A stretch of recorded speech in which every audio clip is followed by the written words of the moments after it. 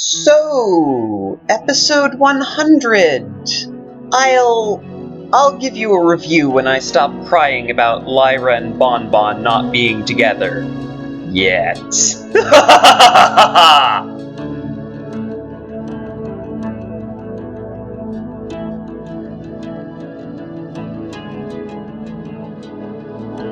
Okay, in all seriousness, this was a fun little episode, but it's kind of hard to review. Honestly, it's not really an episode so much as a collection of short scenes loosely tied together, and honestly, I applaud the show for being experimental and trying to fill in some of these characters. But the only way to review the episode is to go through the scenes one by one, so I think it's time for the return of my inky black divider panels! Scene 1.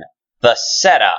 Okay, so this sets everything in swing. I really liked how Cranky remains a bit of a curmudgeon, but still genuinely cares for his fiancée. We learned that the whole town received misprinted invitations, and of course they freak out. Now, I've already bumped into a lot of folks accusing Matilda of being a bridezilla in this episode, and all I have to say to that is, seriously?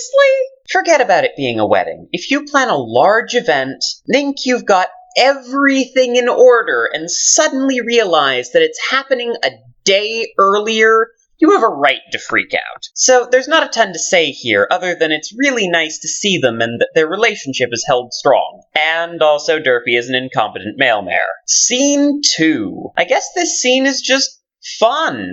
Derpy and the doctor hanging out and being adorable and talking about science. There's not much else to it except, man, it is interesting to just see them go full hog into the doctor. And they mention childhood trauma! Darkness! Yay! Scene 3. The doctor, now desperate to get his suit fixed, bumps into Vinyl Scratch, who for some reason can't be bothered to take off her headphones and remains mute, leading him to a bowling alley for no adequately explained reason. I have to admit, this felt kind of forced, which is surprising because the first few scenes felt pretty natural. Scene 4. So, Dr. Hooves meets the Big Lebowski ponies and asks them for help with his suit, which they agree to do if he'll bowl with them. I thought it was funny, but I feel like I can't comment on this too much because...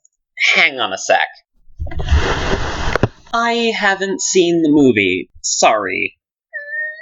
Scene 5. Octavia and a large crowd sits around watching Twilight & Co. have one of their famous huddles. Maybe it's just a friendship problem and it will all be sorted out in half an hour or so. Okay, I giggled. Scene 6. Oh hey, the plots! Get your mind out of the gutter. Anywho, we see the main six fighting off a bugbear.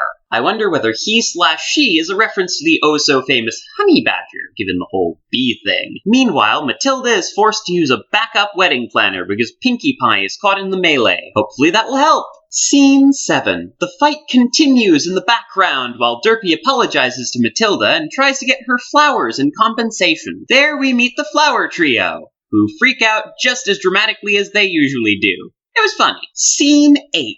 Okay. All kidding aside, I think this was one of the best scenes in the episode. However, please give me a few minutes to sob uncontrollably because apparently Hasbro thinks the existence of people like me is too scary for children. Why?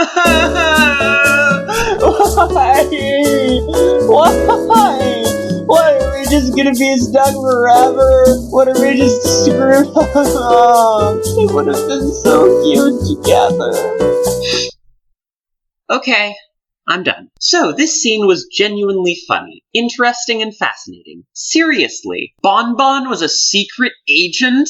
Celestia has intelligence agencies? That's just a freaking gold mine right there. On top of that, I'm still giggling about the all the benches we sat on line and the fact that Bon Bon carries around a disguise kit. I liked it a bunch. It was great. Nothing would have made it more funny and meaning. Scene 9. So, while the Dude and co. try to finish up their bowling game, they are interrupted by Derpy, who realizes that the dock's flameless fireworks look just like flowers. The Doctor panics, though, realizing no one knows what the trigger is, so they could go off at any moment. However, he is quite reasonably distracted when the main six pass by with the bugbear. Scene 10! In this scene, Stephen Magnet and Matilda hang out in the spa. We learn that Steve is actually Cranky's oldest friend. He comes this close to calming Matilda down, and then just dumps a bunch of gasoline on the fire. Not cool, Stephen. Not cool. Scene 11.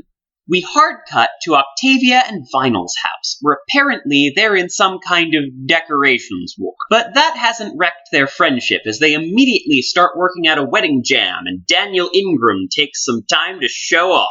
They exit with the appropriate amount of subtlety, somehow avoiding a vehicular manslaughter spree and getting everyone into position. Scene 12. I almost forgot about this scene when I was writing this up. Gummy gets characterization.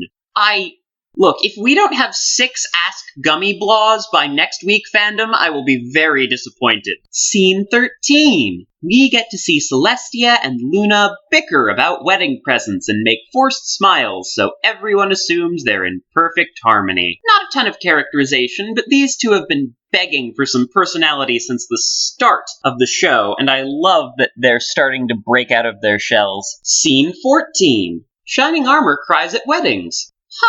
You know, if I didn't know better, I think he might be a very emotional stallion who's been repressed by the tough life of a guardsman.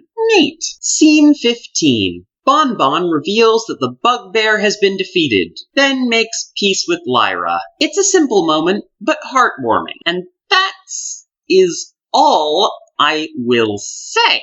Scene 16. The princesses continue bickering. Scene 17. The Doctor shows up in his trademarked scarf, while Stephen Magnet does a 180 and redeems himself by sacrificing his mustache to make Cranky a new headpiece. We all know how much that means to him, and I don't know, he clearly has his flaws, but he cares deeply about his friends. Guy actually has depth.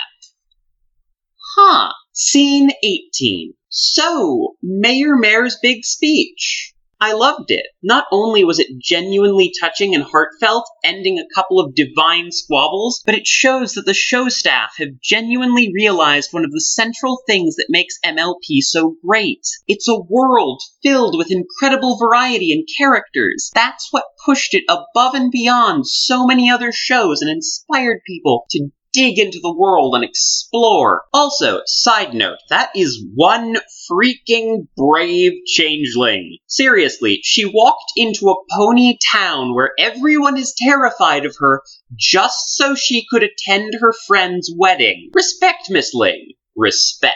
Coda. Well, the episode ends with a sweet little moment mixed with just enough reality from Dash to make it hold up. So, what did I think of this episode overall? Honestly, I'm not sure. It wasn't anywhere near a coherent narrative, but I think it had a lot of neat things going for it. And that monologue at the end was just awesome. I think there's going to be a lot coming from this episode, and I have to say I'm looking forward to it. And I guess my question for this week is, what was your favorite scene in this eclectic little mix? I'd love to hear your thoughts in the comments. That's all for this week.